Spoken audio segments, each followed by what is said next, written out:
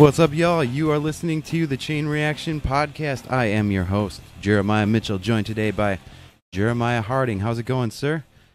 Good to see you. Reasonable. Yeah, fucking, I'm still in this position, of course, because I haven't figured out my room yet. But the positions will be figured out by tomorrow because I'm gonna actually start my daily vlog tomorrow. It's gonna be Monday to Friday. How about you? I'm doing pretty well. It was a long weekend. It was good. We had fun. It stayed with my in-laws, kind of extended family in-laws for a Christmas thing at a large Airbnb house. So I had some interesting conversations, but kind of feels good to be home away from 3 days of that. I like about 4-hour kind of parties, and then I like being able to depart and go do something else.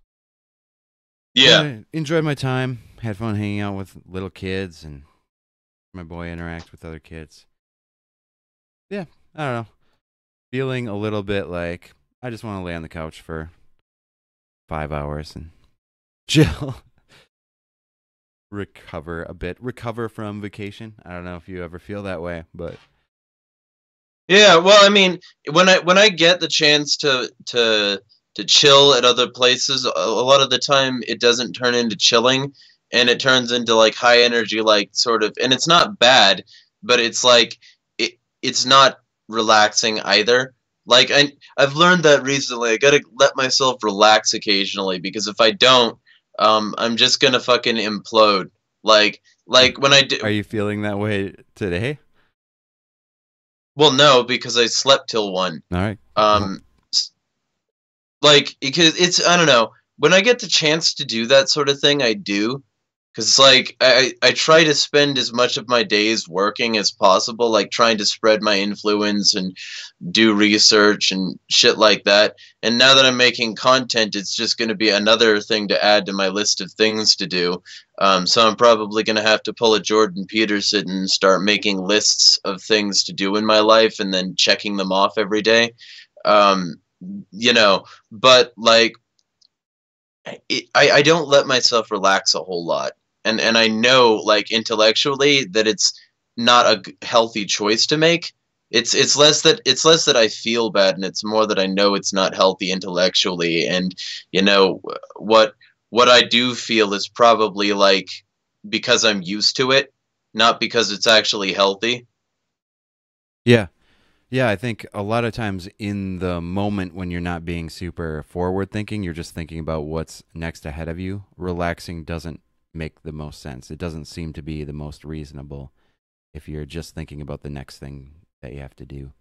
Whereas if you're thinking Right. longer term, and even just about what you really want your life to be like and what you want your internal emotional life to be like, sometimes then it seems like chilling sometimes is the most reasonable decision. But I do understand that kind of being stuck in this pattern of busyness and not getting out, not really wanting to get out because there is something about it that's appealing. Yeah. But Well, and frantic behavior can seem like it's productive and life-giving, and then that doesn't mean it isn't productive. Not necessarily as productive or as productive in the direction you want, as a life that includes relaxation and recovery and recharging as a part of a regular practice. right, and so like, and that's sort of like one of the reasons I try to practice martial arts, like at least twice a week with somebody else, instead of just doing like solo drills at home, because like then it's more of a social experience. I get a walk in every day at this point. I try to get out of the house because if I don't, my brain gets very focused on the world inside the computer and very unfocused on the world that the computer is supposed to represent, and Yeah. it's a very distorted picture of the world. It's not very like representative of reality. So like it's sort of like I think it puts people's brain in a very unhealthy spot It to. definitely can, like you're saying. It's not the way Yeah, it's like, not the way our brain originally developed to function in the world. Right, because it's not the world. Right. It's like an exaggerated cartoon version of the world that everybody tries to put on their best face for or their worst face for, depending on like, what kind of thing they're trying to accomplish with their presence online. And even the most like washed out, boring corporate bullshit is still trying to make itself seem better than the other people, even if it's like really not. Fucking whatever. Yeah, yeah. I Life is mean, bullshit if you don't try to live it. If you just try to work, it's not going to be good. yeah, technology is at its best when it's connecting with us in with the world in different and like more expansive ways and in new ways.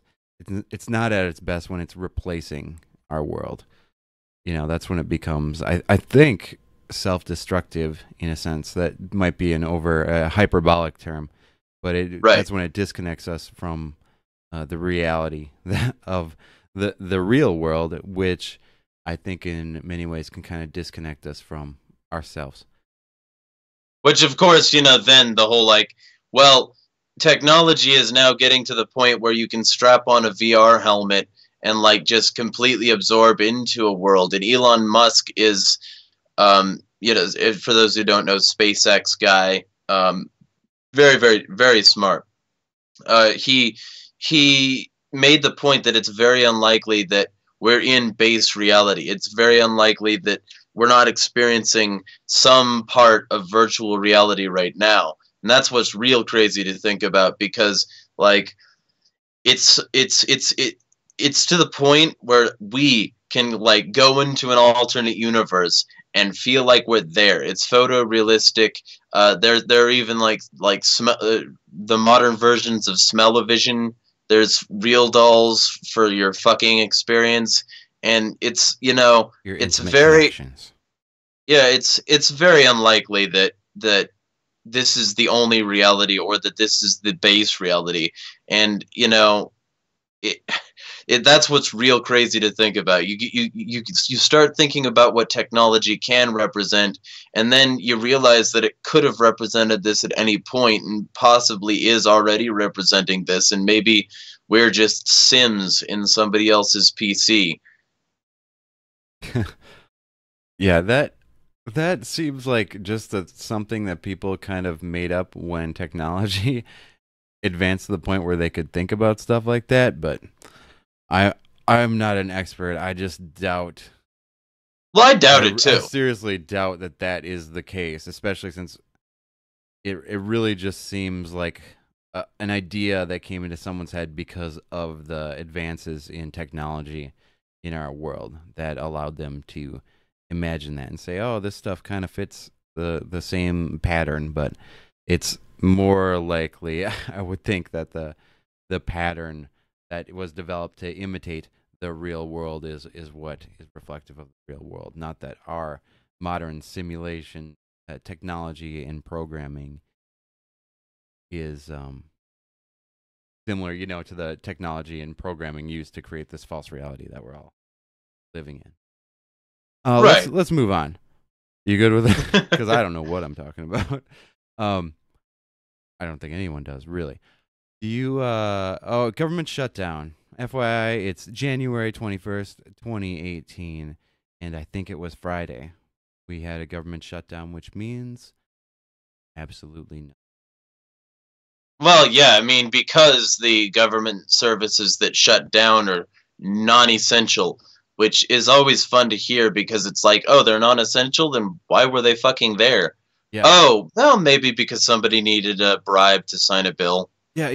That's kind of the worst part about the non-essential employees is that if the government shut down, I would rather they keep all the non-essential employees going and make the essential ones take time off without pay because they're the ones doing the worst shit. It's not the non-essentials that are the real danger to the minds of children, or to arresting people for selling a plant, or to Or just for murdering having people half a gram of a overseas, plant. or making laws. Sitting down and writing words on paper, calling them laws. Those are considered the essential employees. All the ones committing the most amount of evil. Now keep the secretaries there taking phone calls. I don't care. Right, like, and everybody's calling it a shutdown, as though the government itself is shutting down. And of course, that's probably going to prompt the idiots of the world to break the law in like well, the government's consideration of law in huge amount more proportions. So I'm thinking that the government shutdown also doubles as a government revenue collection stream, because now there's a bunch of idiots doing things that they think they can get away with in this context, and probably being fined and cited and arrested and shit in very large numbers for it. I guess my tendency is to think that most people aren't that dumb. I'd be interested if you could, if you had a moment at some point, if you could research like the last government shutdown and see if the numbers went up. Because I think Yeah, I'll look into that before the next. Yeah, Yeah. yeah. If you find anything, it'd be interesting. I think it doesn't shut down in any of the good ways. That's for sure. It's just a term used to scare people into thinking that they're in danger and we need to get a new spending bill passed and increase the deficit, as if that means anything. I mean, increase the debt ceiling limit. I mean, there's been a debt ceiling limit that's been increased, I don't know, 5 times over the last 10 years or something crazy like that. So it's just an arbitrary number. Why even have one if all you ever do is raise it? Well, that's exactly what the number is there for. It's there to be arbitrary, so that in between periods of raising it, people can develop security, a feeling of security when they look at that number. Even though it's going to be raised next time, they can say, well, it hasn't raised for years. It hasn't raised for years. And then when it raises, they can say, shit, it raised. Well, maybe that's kind of bad. But then they can settle back into the routine of saying, well, it hasn't raised for years. It hasn't raised for years. And, people don't. That's the thing. People don't look into things like the Overton window, where people can like pull the most extreme shit, so that the plan that they really want to achieve is, something that it'll fall to when they compromise. So I mean, the like, I heard, I stayed through maybe 8 minutes of this woman's 86, I think, minute Periscope stream, where she was saying like, the Democrats are holding people hostage, are holding our military hostage. And she was very slow about it and saying all this shit, very deliberate. It's not like she was. They all like to pretend that someone's violating the NAP.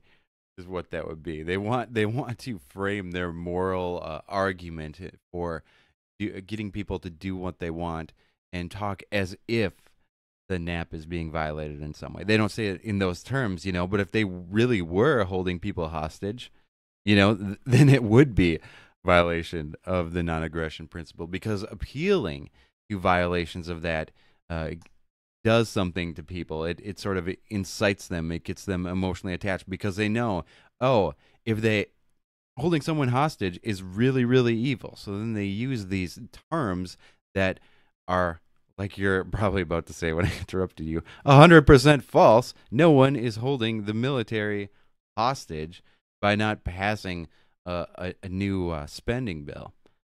Well, I wish people were holding the military hostage. That would be great. Then they couldn't bomb civilians and, invade foreign countries for the interests of corporations. They if people were actually holding the military hostage, like authentically, they wouldn't still be over there. All operations would have stopped.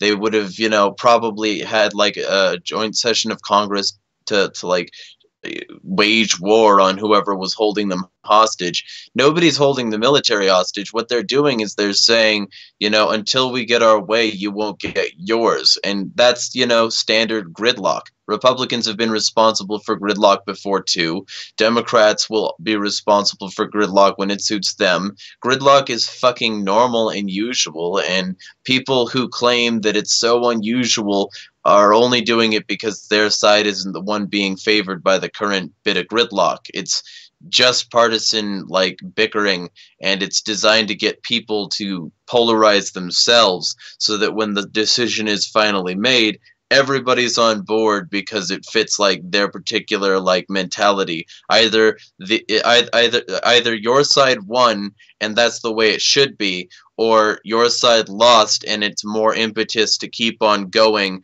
and fighting harder and harder.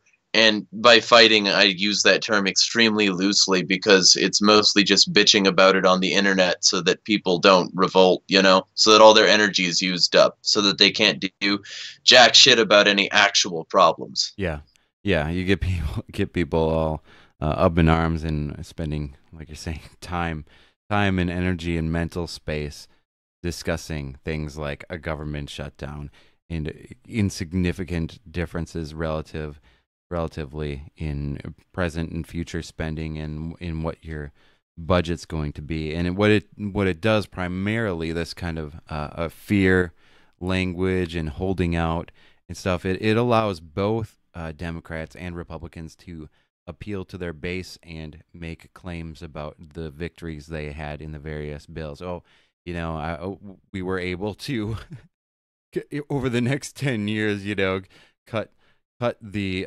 spending increases by $500 billion from what the spending increases would have been otherwise, or we were able to raise the military budget, or we were able to get this organization, or get this part of the law passed that funds Planned Parenthood for X number of years and X number of dollars. Like, it allows everyone to go back to their constituents and say, look, I won, we did this, I fought for this and I got it. And in the end, it's just vapor. It's nothing substantive. Well, right. And nothing substantive has changed. It's this dog and pony show that it's happened. I don't know. I've been paying attention for a decade, and it happens every few years where there's talk of increasing spending, getting a budget passed. It's amazing that people still believe that there are Republicans that want to cut spending. There are probably a few, but the vast majority have zero interest in doing so, and they just get the wool pulled over their eyes over and over and over again. And as I've talked about on the show before, I think the sense of hopelessness. Well, if I don't trust that these people will successfully decrease spending, then where else do I turn? What else can I do? Nothing. Well, I'm going to have to just keep trusting this dumbass process then. Well, and it's it's slightly more insidious than that too, because the broader the government grows, the broader the scope of their power and abilities, the more they have to maintain a baseline of the status quo, and the bigger the status quo baseline becomes, because essentially, they have to promise better treatment of health care. They have to promise better treatment of veterans, welfare recipients, etc., etc., etc. Trump promised this because he said essentially that we're going to kick all these illegal immigrants out, and that's going to solve the entirety of the welfare problem. But and Obama said, well, we're going to solve this problem by being kinder to these people, but also all of his spending bills involving them also happen to benefit the average American person. So, the fact being that kinder to the immigrants, you're saying? Yeah, like DACA, for instance. Yeah. But well, and let's be clear about what Obama did. He also deported more immigrants than Bush during that time. But it's because the immigrants are foreign policy pawns. Yeah, can be. Depends on which ones.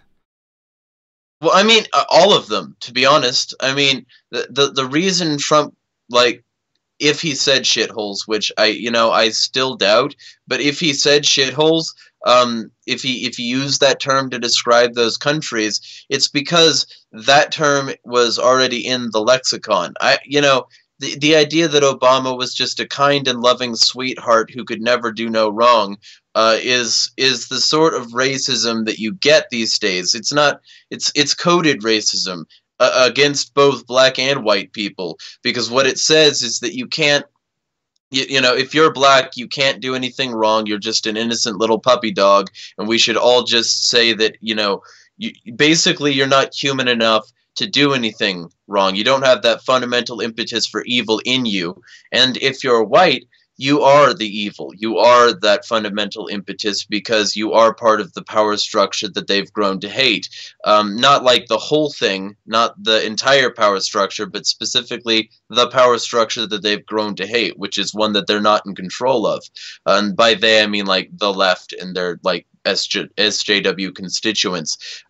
So but now you have the reverse of the Obama paradigm, where people are claiming that President Trump saying something like shithole is, you know, racist because he's white, and not because of any other reason. Because, you know, you can bomb places, you can loot their coffers in the form of the Clinton Foundation, you can turn places that are full of brown people into shitholes, but to call them shitholes, that's the racist thing. That's one step too far.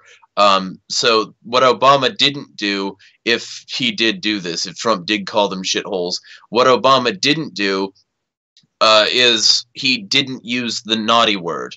That's all. That's specifically it. He still bombed places. He still killed two Arab Americans without any trial or charges, because essentially, like, he didn't like what the guy was saying. And he, you know, eventually later killed the boy's sister too, because she was still over there. So, like, 3 Americans of the same family dead because, like, a president that's so-called not racist used racist, xenophobic, and jingoistic policies to bomb them to death. And that's just the Americans. And so we end up with this idea of my president is better than your president because the window is constantly moving. And that's the reason bipartisanship is so effective at maintaining the status quo, because all you've got to do, and that's just one example, the racism, because all you've got to do is just shift back and forth from one to the other, and you can maintain whatever status quo you want, as long as it still, like, has some sort of power structure in both parties. And that's exactly what happened here. Like, it's just a spending bill. It's just the same as any other, and it's the same gridlock that that Republicans did with the Democrats spending bills under Obama. It's what the fuck happens. But they can always treat it like something new, because it's essentially the part and parcel of partisan politics to say, hey, our side is going to be better, and we can prove it. And then they spend all this time grasping at straws trying to prove it, and none of it being personally accountable or reflective to realize how full of shit they are.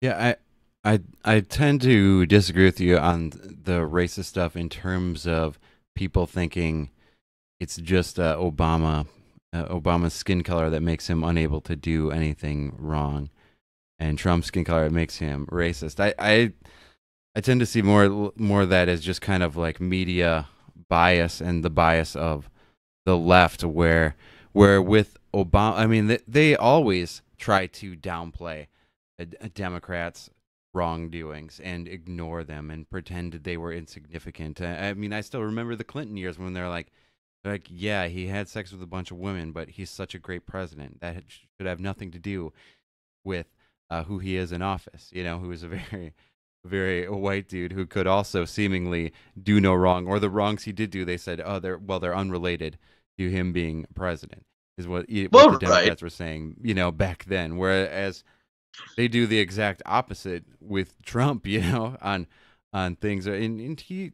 does seem like he's a slob and not really someone that I would want being around any woman that I cared about, because I think he's probably, it does not really treat them respectfully, given some of the conversations I've heard with him have with others. But he gets, they want to they want to impeach him for doing things far less significant and far further away from his presidency than Clinton did. And I don't think it really is necessarily a skin Well, color here's thing. And well, here's the they thing, defended though. I mean, Hillary too. They're always looking to criticize the Republicans in power. yeah, but here's the thing. Like, before, there wasn't a black president to look at. And then when there was, literally all these social justice warriors started cropping up because essentially they considered it a victory. It emboldened the existing far left, and it spread the existing far left to the point where essentially, like, you can have this swarming women's march of no meaning and merit, and all of these women can, like, come out of the woodwork and say, you know, empty political slogans and act like they're going to change something when there's no unifying goal, there's no nothing.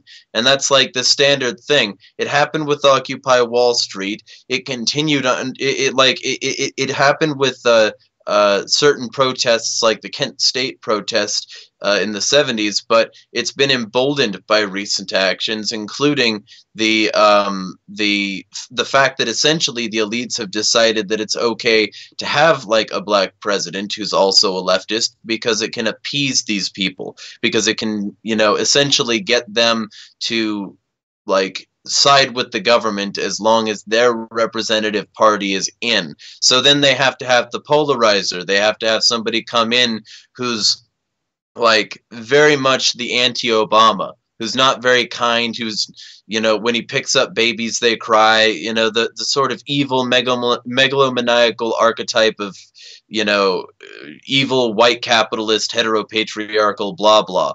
And they have to have that because they had 8 years of the opposite.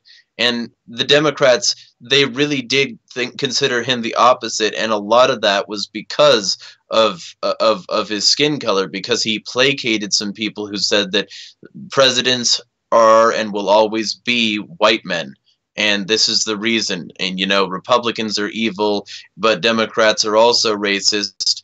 Well, let's get somebody in who's a Democrat who we won't call racist because black people don't have power, and our bullshit racism equals race plus power paradigm ignores that.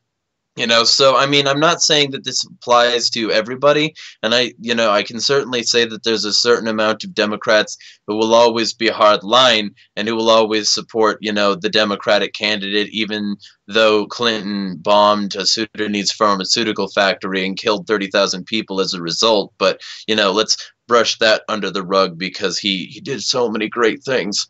You know, I can understand what you're saying. I just, you know, it became exacerbated. It's not necessarily the only issue, but it's certainly an issue that people don't look past race. Right. Yeah. Like and it's on both sides. Sticks right now. It's something that sticks to Trump for a lot of reasons. Yeah, the things, few things make me want to defend Trump more than people criticizing him. Sometimes I have to work hard not to defend Trump, because I never want to defend him for anything. But it is super annoying when people say things are racist that obviously, or that actually they have no reason to believe that they're racist. They just make it up, as if calling a country a shithole is a racist thing to say. That's not racist at all. That has nothing to do with the skin color of the people in there. Why are you bringing race into it? And the only people that are bringing race into this equation are the people who are claiming that it's racist to call a country that where sewage flows in the streets a shithole. Yeah, I mean, well, because there is some sort of xenophobia there, but to call it racist is to first claim that like the races represented in those countries are monoliths. I mean, you could possibly say that it's racist because it's saying that white countries are better, but that's not only a stretch, but something you can't prove. And so, but these people are very used to making non-concrete statements because it's easier to say that you're not represented well in office than it is to prove you're not represented well in office. I mean, the best way to say you're not represented in office is, of course, to be an anarchist, but, you know, and not to vote, not to participate in partisan politics. But once you say that, you accept a bipartisan system of representative politics or representative politics at all, you have to accept the possibility that you'll lose. And, realistically speaking, a lot of these people just don't want to accept the possibility that they're going to lose occasionally, which, by lose, I mean not have their particular person selected by the elites, but by lose, they should at least understand that people can vote a different way than the way that they think, and that's not a failing of those people, that's a failing of the system. You don't want racist power in office? Maybe just remove the office so that they can't be used for racist power, because it's not like you're going to get rid of these people. They're not going fucking anywhere. So, Yeah. This conversation has led us to take up a lot more time than I thought.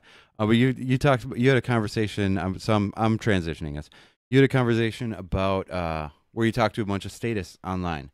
You brought up before the show, and you mentioned wanting to talk about statist tropes, which I really is something I enjoy talking about, because I think they become almost funny after 5 years, or wherever I'm at, not quite 5 years of being an anarchist. Some of the statist tropes do. So why don't you bring up one or two? Bring up one, I guess, right now. We'll move on from there. That was repeated at you. Double standards. I mean, really, that's the key statist point. It's always going to be a double standard, because it's going to say essentially that anarchy has to have a perfect solution to a problem that exists right now under statism, that you could point to a huge amount of failings that the state has failed to properly address these problems, but an anarchist has to come out with like the perfect solution. They have to come out with a solution that will always and universally solve this problem. Instead of they usually want a monolith. Like they usually want a singular solution, a centralized solution, almost, to whatever particular issue they want. Like you're saying, right? They don't just want something that'll work in everyday community. They are thinking like a statist when they're talking about the kind of solution that they're looking for. The notion that to solve a singular problem, you might have many different solutions, even within the same geographical landscape, within the same relatively similar culture, that there might just be multiple issues of addressing the same issue in one community is kind of beyond them. Well, or just online, like where all these ideas can come out, but suddenly, like the pluralism stops because it's anarchy. Suddenly, anarchy, when you don't have a centralized ruler, suddenly you can't come up with a multitude of solutions and then just like have them compete for people's attention and money. You can't do that suddenly, because there's no government, because these people have a functional fixation on like their particular idea of how society should be run, and anything that doesn't model that is not going to be acceptable to them, and in many cases and in many ways, certainly last night was no exception. Just talking about what you're saying before, it is amazing how common it is for people to ask for an anarchist to come up with a hypothetical solution that they deem to be acceptable to them, really, as if they are the ultimate arbiter, to a problem that exists now that the state is trying to solve and failing. Or that the state has actively created and therefore is not interested in solving. Right, but to the statists, they can always just pretend the state is interested in solving it, because that's what the state wants to that's the message the state wants to get across to them, that they are trying to solve this particular issue. But it's an obvious failure what your solution is, but to them, just the fact that they can appeal to this organization that actually exists and is actually spending money and resources and time and energy purportedly to solve this problem, even though it's even just making the attempt, to them is enough to justify the state's existence, or like the hypothetical, or what, or like the hypothetical attempt they could make. not necessarily even what they're doing, but what they could do. Yep. Yeah, Like that's true. in my You could just say conversation last government will do night. it. We'll just tax people. Yeah. No problem. Well, I mean, It's easy. yeah, I mean, because like in my conversation last night, for instance, I kept on bringing up things that you could do in an anarchist society, and their consistent response was to bring up how you could do it more effectively under a state. And I would bring up that that's not how it's done under a state. That it would be very hard to maintain that, very hard to restrain the state down to that level, and to keep it, essentially like a lapdog instead of like, an attack dog attacking the people. It's never and a lapdog. A well, right. monopoly on coercion, no matter how small it is never a lapdog to those who don't consent. And if everyone consents, then it's not a state. Yeah, and the people who set it up, they don't have your interests at heart. The people with enough resources to set up a government want to protect their resources first. They're not out for you. There is no altruism. It's bullshit. What they're out for is their particular wealth being protected in their particular way. They're not interested in helping. Their wealth being increased this is the primary reason, I think. Right. It's just the nature of the state. The state is not a productive organization. The state is a parasite, and production precedes the state's existence. Economic activity and growth must precede a state coming into being, because a state can only survive by taking on the economic growth that already exists, which tells you all you need to know, I think, about what the state is, even the smallest sort of state, that it's always an attack dog. It's always a form of predation on the peaceful, voluntary, and productive activity of individuals interacting economically. Right. And then of course anybody, like, this is the other major trope. Anybody who was raised in one of these statist societies, these people think they have this, ironically, trump card that they can play whenever the anarchist that was raised in a statist society, that exists in a statist society, tries to find any fault in the system. They say two things. They say, you've been using these resources, therefore you've signed the social contract, and you have to stay and support the system. Even though the use of those resources started when you were too young to be even able to, like, participate in field trips without getting your parents' permission.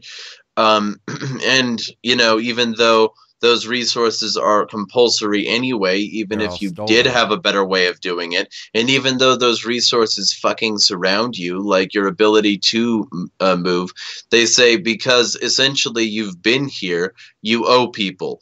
And that's so fallacious. To just say one more thing on even though those resources were all stolen, and therefore the government is an organization of thieves. It's a gang of thieves, and therefore they are not the rightful owners of anything. So you're not even using their resources. You're just using their stolen goods. Right. But then they say, well, if you don't like it, you can leave. To fucking where? Name me a place with no government that I could move to, and name me a way that I could do that without like paying the government huge amounts of my money, without packing up and leaving my loved ones, without sacrificing a shit ton. Name me a way that I could do that. Right? Like, so these people are essentially really holding people hostage, and they're saying that unless you do things our way, you deserve nothing.